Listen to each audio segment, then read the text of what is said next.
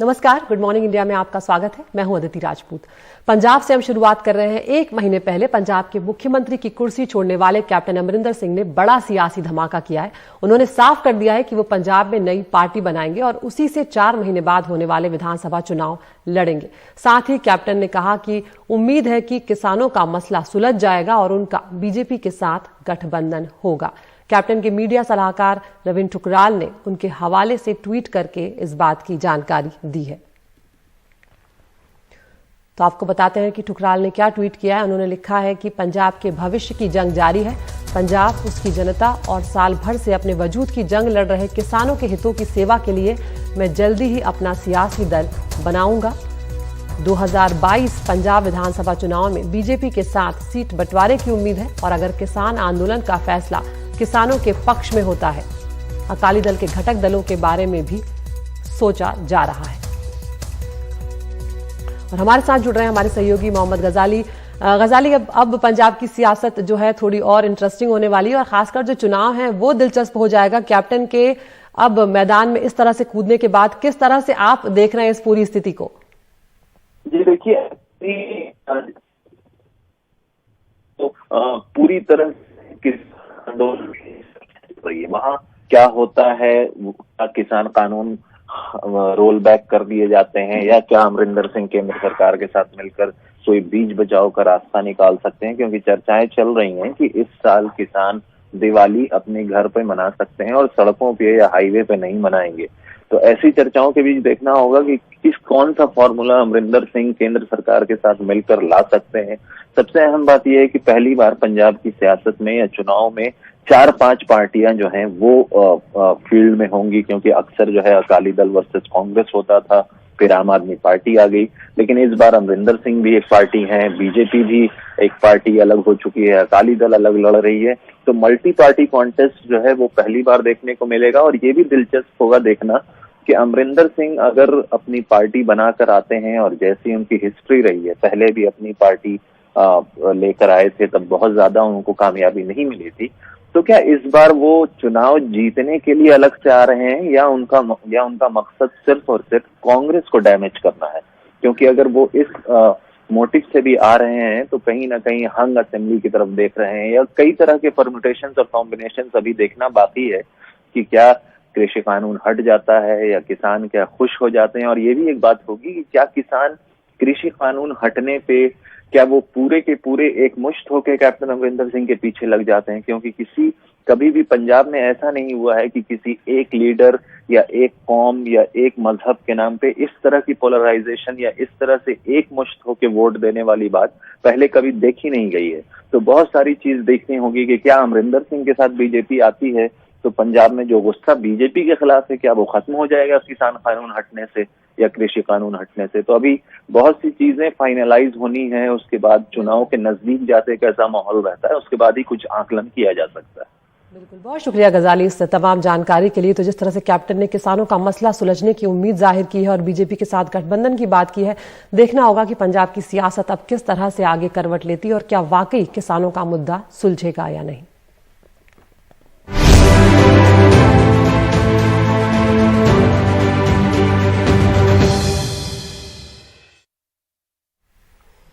और अब उत्तराखंड की बात करते हैं, जहां पर रिकॉर्ड तोड़ बारिश के चलते भारी नुकसान हुआ है। अब तक राज्य में 42 लोगों की मौत हो चुकी है। बड़ी तादाद में लोग अपने घरों को छोड़ने को मजबूर हुए हैं। प्रभावित इलाकों से लोगों को सुरक्षित जगहों पर पहुंचाने की कोशिशें भी जारी हैं, लेकिन बारिश इतनी ज्यादा हुई है, औसत से बहुत ज्यादा बारिश दर्ज की गई है, जिसके चलते बचाव अभियान में भी खासी दिक्कतों का सामना करना पड़ रहा है। मौसम विभाग के मुताबिक 18 से 19 अक्टूबर के बीच कुमाऊं क्षेत्र में इतिहास की सबसे ज्यादा बारिश दर्ज की गई है और इस सब के बीच एहतियातन 4 धाम यात्रा को रोक दिया गया है। लगातार बिगड़ते हालात के बाद प्रधानमंत्री नरेंद्र मोदी ने उत्तराखंड के मुख्यमंत्री पुष्कर सिंह धामी से बातचीत करके हालात का जायजा लिया है, लेकिन तस्वीरें अलग अलग देख के अंदाजा लगाया जा सकता है कि इस वक्त उत्तराखंड किस तरह की त्रासदी झेल रहा है। 24 घंटे तक भारी बारिश के बाद की ये तस्वीरें उत्तराखंड में हुए जान माल के भारी नुकसान की कहानी बयां करती हैं। चंपावत जिले में बारिश और बाढ़ से एक अधबना पुल बह गया, कई इलाकों में सड़कें और रेल लाइन टूट गई। जिम कॉर्बेट नेशनल पार्क के पास एक हाथी के बाढ़ में फंसे होने की तस्वीर भी सामने आई। मुक्तेश्वर और नैनीताल के खैरना इलाके में घर ढह जाने से 7 लोगों की मौत हुई है। नैनीताल शहर झील का पानी बाहर आने की वजह से आसपास के इलाकों से कट गया है। मैं स्वयं सभी जगह दौरा कर रहा हूँ। स्वयं जहाँ जहाँ भी आपदा आई है वहाँ पर उसका स्वयं जो है आकलन करने के लिए, स्वयं लोगों से मिलने के लिए वहाँ पर मैं जा रहा हूँ। उसका ठीक प्रकार से लोगों की सहायता हो। और वायुसेना के 3 हेलीकॉप्टर भी यहाँ पर हम लोगों ने वहाँ से मांग करी थी, वो भी आ गए हैं, वो भी अपने काम में लग गए हैं।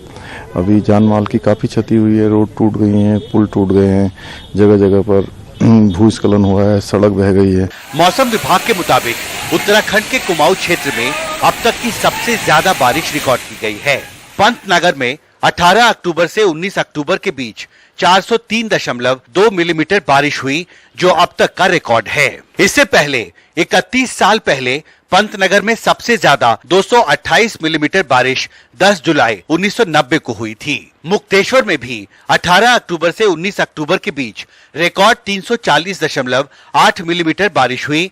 इससे पहले 107 साल पहले 18 सितंबर 1914 को सबसे ज्यादा 254.5 मिलीमीटर बारिश हुई थी। फिलहाल 24 घंटे भारी बारिश के बाद अब बारिश कम होने का पूर्वानुमान है। आज का जो स्थिति है कि पास्ट 24 आवर्स में एक्सट्रीमली हेवी रेनफॉल रिकॉर्ड किया गया वेस्ट उत्तर प्रदेश और उत्तराखंड में, और अगले 24 घंटे के अंदर भी वेस्ट उत्तर प्रदेश और उत्तराखंड में एक्सट्रीमली हेवी रेनफॉल हो सकता है। इसलिए हमारा रेड कलर वार्निंग जारी है। मौसम विभाग ने उत्तराखंड के लिए येलो अलर्ट जारी किया है। बारिश घटने के बाद अब चुनौती बाढ़ पीड़ितों तक जरूरी राहत और बचाव सामग्री पहुंचाने की होगी। दिल्ली से हिमांशु शेखर, एनडीटीवी इंडिया। नैनीताल की सुंदर झील और उसके मनोरम दृश्य को आपने कई बार अपनी आंखों में बसाया होगा, लेकिन मंगलवार को झील से ओवरफ्लो होते पानी को देखकर कोई भी डर जाता।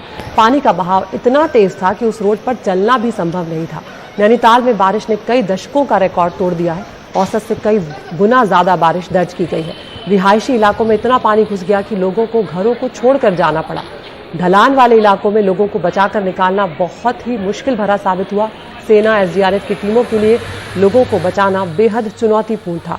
घुटनों तक पानी भरा हुआ था और गाड़ियां पूरी तरह से डूबी हुई नजर आ रही थी। तो ये आप नैनीताल की 4 तस्वीरें देख रहे हैं, जो पिछले कुछ ही 3 दिनों की बारिश में ऐसी स्थिति वहां पर पैदा हो गई है।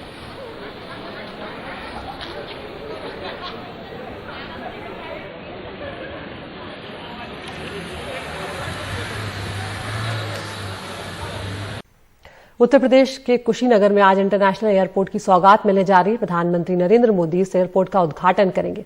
प्रधानमंत्री करीब 10 बजे कुशीनगर एयरपोर्ट पहुंचेंगे और उसके बाद वो एयरपोर्ट का लोकार्पण करेंगे। साथ ही श्रीलंका से आए प्रतिनिधिमंडल का स्वागत भी करेंगे। यहां से प्रधानमंत्री भगवान बुद्ध के महापरिनिर्वाण स्थल पहुंचेंगे और बौद्ध सम्मेलन को संबोधित भी करने जा रहे हैं। यहाँ पर घरेलू और अंतर्राष्ट्रीय तीर्थ यात्रियों को भगवान बुद्ध के स्थल पर जाने की सुविधा देगा ये एयरपोर्ट, और दुनिया भर के बौद्ध तीर्थ स्थलों को जोड़ने की कोशिश है।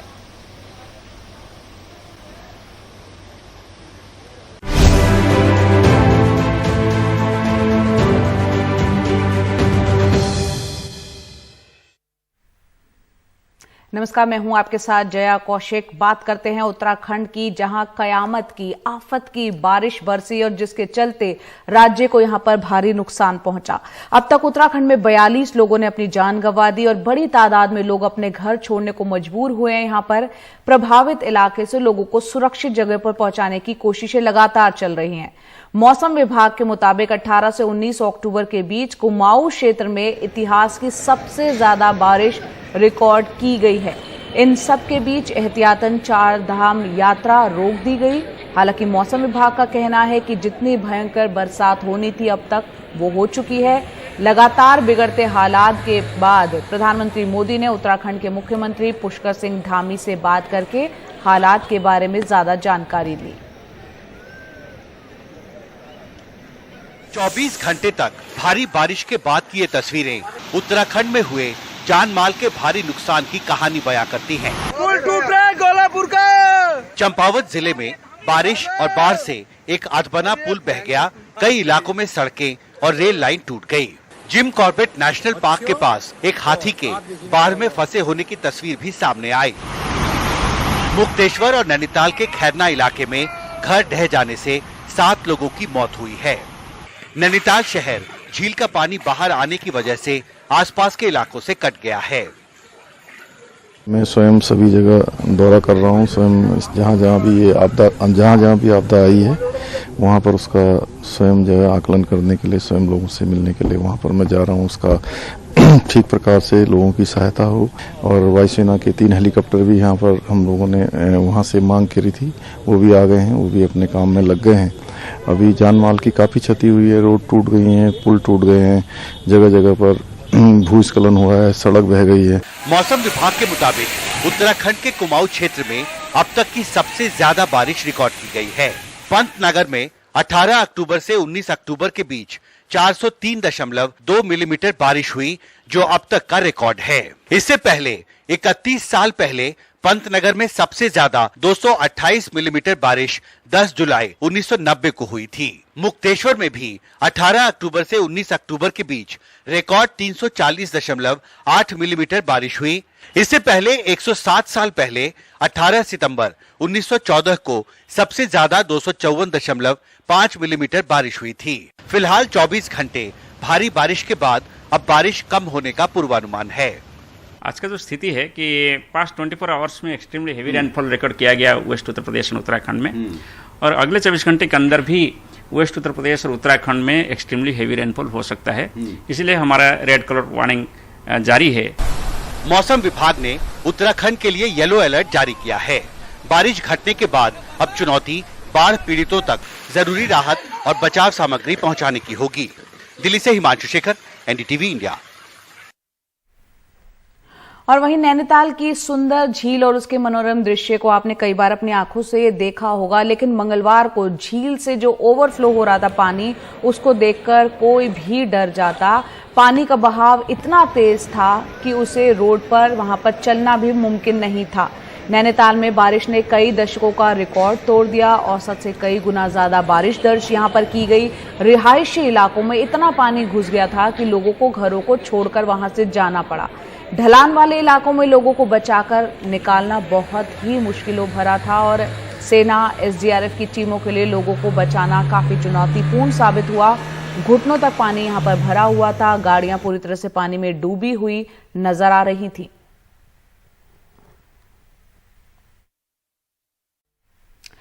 उत्तर प्रदेश में विधानसभा चुनाव नजदीक है। जातीय समीकरण बैठाए जा रहे हैं। बीजेपी की राष्ट्रीय उपाध्यक्ष और उत्तराखंड की पूर्व गवर्नर बेबी रानी मौर्य के नाम के आगे बीजेपी के सारे बैनरों में जाटव भी लिखा जा रहा है, और जो अब तक कभी नहीं लिखा गया।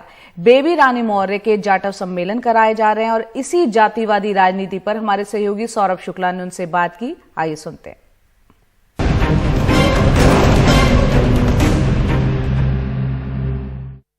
हम इस वक्त मेरठ में हैं और हमारे साथ हैं बेबी रानी मौर्य जी। बेबी रानी मौर्य जी उत्तराखंड की राज्यपाल थीं। 2018 में उनको राज्यपाल बनाया गया था, फिर उन्होंने इस्तीफा दिया है और अब वो बीजेपी की राष्ट्रीय उपाध्यक्ष हैं। हम बेबी रानी जी के साथ क्यों हैं वो बताते हैं, क्योंकि बेबी रानी जी के लगातार उत्तर प्रदेश में कार्यक्रम हो रहे हैं। गोरखपुर, कानपुर और अब मेरठ, जो अनुसूचित जाति प्रकोष्ठ है बीजेपी का, एससी प्रकोष्ठ है, उसके कार्यक्रम हो रहे हैं और मैडम का इंट्रोडक्शन, स्वागत कराया जा रहा है। मैम, हमने आपका ये पूरा आज प्रोग्राम कवर किया। हम पहले से भी देखते आए हैं, जब आगरा की मेयर थी उसके बाद आप तमाम महत्वपूर्ण पदों में रहीं, कमीशन में भी रही हैं, विमेन कमीशन में भी रही हैं। मैम, कभी भी केशव आप बेबी रानी मौर्य के आगे जाटव नहीं लिखा था, लेकिन आपके सारे जितने बैनर होर्डिंग है उसमें बेबी रानी मौर्य और फिर जाटव अलग से लिखा है, उसमें कोलन बनाया गया है। इसके पीछे क्या वजह है? देखिए, हमारे जो ब्रज का क्षेत्र है, ये पश्चिम है, ब्रज में मौर्य जाटवी होते हैं, और आप पूर्वांचल में जाएंगे तो मौर्य ओबीसी और बीसी में आते हैं। इसी तरह उत्तराखंड में जाएंगे तो रावत ब्राह्मण है, और हमारे इधर ब्रज में आएंगे तो रावत ब्राह्मण है, और वहाँ ठाकुर हैं उत्तराखंड में। तो ये सब आजकल आप देख ही रहे हैं कि सब अपनी अपनी जातियाँ लिखते हैं। तो मुझे अगर उत्तर प्रदेश में उतारा है तो मुझे भी बताना पड़ेगा ना कि मैं जाटव हूँ। क्योंकि इधर के लोग समझ नहीं पा रहे थे। कोई मौर्य कोई बीसी में लेता था, कोई कुशवा समझता था, कोई सैनी। तो पार्टी ने मुझे राष्ट्रीय उपाध्यक्ष बनाया है, तो जाति तो लगानी पड़ेगी। मैम, आप जब राज्यपाल थी, आपका कार्यकाल पूरा नहीं हुआ, फिर आपको संगठन में बुला लिया गया। जब आपकी मुलाकात हुई नड्डा जी से, अमित शाह जी से, मोदी जी से, तो उन्होंने क्या बोला कि अब आपको राज्यपाल से हटाया, तो क्या दायित्व है, आपको क्या करना है उत्तर प्रदेश में? देखिए, उन्होंने मेरे से कुछ भी नहीं कहा, ये मेरा मन था। मैं चाहती थी कि मैं उत्तर प्रदेश में अपने गरीब, दलित, पीड़ित भाई और बहनों की सेवा करूं, इसलिए मैंने स्वयं ही उनसे कहा कि मुझे अब पार्टी में सेवा करने का आप मौका दो। उन्होंने मुझे मौका दिया और मैं आ गई उत्तर प्रदेश। मैम, काफी भीड़ थी आपके इस पूरे कार्यक्रम में, देखा 12 से 13 जिलों के लोग आए हैं, पश्चिमी उत्तर प्रदेश 14 जिले के लोग, 14 जिले के। और पश्चिमी उत्तर प्रदेश में क्योंकि कास्ट पॉलिटिक्स बहुत इंपॉर्टेंट है मैम, यहाँ पर सबसे ज्यादा जाटव समाज के लोग हैं। आपको क्या लगता है, लोगों में क्या वो वैक्यूम है कि मायावती जी मुख्यमंत्री नहीं, उनके समाज से आती हैं, लेकिन जमीन पर लड़ाई करते नजर नहीं आती हैं, उनकी राजनीति ट्वीट तक सीमित है? तो आपको लगता है, क्योंकि राज्य में भी आपकी सरकार है, केंद्र में भी आपकी सरकार है, तो आप उनकी आवाज बन सकती हैं? मैं बिल्कुल उनकी आवाज बनने के लिए आई हूँ। उनको बेचारों को कोई दिख नहीं रहा था। अब मैं बहन जी के बारे में तो कुछ नहीं कह सकती, लेकिन मैं इतना जरूर कहूँगी कि उन्होंने एक आस्था व्यक्त की थी। वो चाहते थे समाज के लोग कि हमारी भी आवाज़ कोई सुनेगा, कहा जाएगा, लेकिन शायद ऐसा उनके साथ हुआ नहीं, इसीलिए वो हमसे जुड़ने को तैयार हैं। मैं आपको एक बात और बताना चाहती हूँ कि मैंने ये सोचा कि उत्तराखंड राजभवन में तो मैं 3 वर्ष रह ली। जैसे भगवान बुद्ध ने गरीबों की, दलितों की, पीड़ितों की सेवा करने के लिए अपना राजपाट छोड़ दिया था, मैंने उनसे शिक्षा ली है, दीक्षा ली है, तो उसी प्रकार मैं भी अपना राजभवन त्याग करके और जनता के बीच में उनके दुख दर्द दूर करने आ गई। क्योंकि अब आप पॉलिटिशियन हैं, उपाध्यक्ष हैं, एक थोड़ा सा मुश्किल सवाल है मैम। अक्सर ये आरोप लगा रहा है कि बीजेपी की सरकार में सुनवाई कम है। हाथरस में जो हुआ, पीड़िता के साथ रेप हुआ, उसका सीबीआई जांच हुई, लेकिन आरोप लगा कि उनकी रात में उनके परिवार के बिना उनकी डेड बॉडी का अंतिम संस्कार कर दिया गया। मैं वहां कवर करने गया, तो और भी कई ऐसे मामले हैं मैम। वो जो इमेज है उसकी भी मेक ओवर करने की कोशिश हो गया, चूंकि आप ये अनुसूचित जाति जनजाति के स्पेसिफिक प्रोग्राम कर रही हैं और जाति विशेष प्रोग्राम कह सकते हैं, तो वो विश्वास कैसे पैदा करेंगे उस समाज में मैम? देखिए, मैं भारतीय जनता पार्टी से लगभग 30 वर्ष से जुड़ी हुई हूँ और मैं इतना जरूर जानती हूँ कि न्याय तो होता है, भले ही देर में हो। भारतीय जनता पार्टी में किसी के साथ भी अत्याचार करने की अनुमति नहीं है और इसीलिए शायद हाथरस कांड हुआ हो या कुछ और कांड हुए हों, योगी जी ने तुरंत एक्शन लिया। अगर वहाँ सीबीआई की ज़रूरत पड़ी जांच कराने की तो वो भी कराइए। यहाँ अगर मंत्री के बेटे को भी जेल भेजना पड़ा तो उन्होंने भेजा है। तो ऐसा नहीं है, पार्टी में न्याय होता है। अब इसको आप अनेक पार्टियां हैं, दूसरी पार्टियां वो अपनी तरह से लेती हैं। मैम, लोग ये भी कह रहे हैं कि अब तक जो है उत्तर प्रदेश में जाटव वोटों पर मायावती जी का एक छत्र राज था और उसको काउंटर करने के लिए बेबी रानी मौर्य जी को लाया गया और आगे जो आपने बताया कि जाति जरूरी है, वो जाटव लगाया गया ताकि जाटव समाज को लगे कि नहीं, मायावती के अलावा भी उनका प्रतिनिधित्व है बीजेपी में और वो भी बेबी रानी मौर्य है। तो मायावती को काउंटर करने के लिए आपकी इतनी जो है सभाएं कराई जा रही हैं, आपको बिल्कुल, आप भी खुद मेहनत कर रही हैं, सभाएं कर रही हैं। आप खुद पत्रकार हैं, आप जानते हैं कि समाज को जब कहीं न्याय नहीं मिलेगा, वो बेचारा भूखा है, कोई इंसान कब तक बैठा रहेगा। अरे जहाँ उसे लगेगा कि यहाँ मुझे पेट भर भोजन मिल सकता है तो वो जाएगा। उसे लग रहा है कि भारतीय जनता पार्टी में हमारी आवाज़ कोई आ गई है तो वो हमसे जुड़ने को तैयार है और हम उनको अपने गले लगाना चाहते हैं, उन्हें प्यार और सम्मान देना चाहते हैं। तो इसमें जाति बिरादरी की तो बात नहीं है, ये तो अलग विषय है कि मैं जाटव हूँ और यहाँ ज़्यादा जाटव है और वो जितने मुझसे जुड़ेंगे तो अच्छी बात है। Thank you ma'am. बहुत सौम्यता के साथ मैम ने सारे जवाब दिए हैं। मैम ने कहा है कि वो लोगों के बीच रहेंगे और उन्होंने भाषण में कहा है कि जाटव दलित समाज के लोग सीधे उनको लिख सकते हैं, वो सीधे मुलाकात करेंगे और उनका कहना है कि मायावती ने उनकी सुनी नहीं, इसलिए वो हैं बीजेपी में, जाटवों का चेहरा है, लोग उनसे जुड़े और वो उनके काम करेंगे। सहयोगी प्रेम सिंह के साथ मेरठ में सौरभ शुक्ला, NDTV इंडिया। और अब वक्त तो चला आपको टॉप 5 खबरें दिखाने का। आपको करना यह है कि एनडीटीवी इंडिया के यूट्यूब चैनल पर जाना है, पोल का हिस्सा बनना है और बताना है किन खबरों को आप चैनल पर पूरा दिन विस्तार से देखना चाहते हैं। पहली खबर उत्तराखंड से, जहां कयामत की बारिश हुई है, 42 लोगों की जान चली गई। दूसरी खबर पंजाब से, जहां कैप्टन बनाएंगे नई पार्टी, बीजेपी से परहेज नहीं। वहीं तीसरी खबर, मॉस्को में आज भारत सरकार और तालिबान के प्रतिनिधियों का होगा आमना सामना। चौथी खबर, क्रूज केस में आर्यन खान को मिलेगी क्या राहत, बेल पर आ सकता है आज फैसला। पांचवी और आखिरी खबर, उत्तर प्रदेश के कुशीनगर में इंटरनेशनल एयरपोर्ट का उद्घाटन करेंगे प्रधानमंत्री मोदी। फिलहाल मेरे साथ इतना ही, नमस्कार।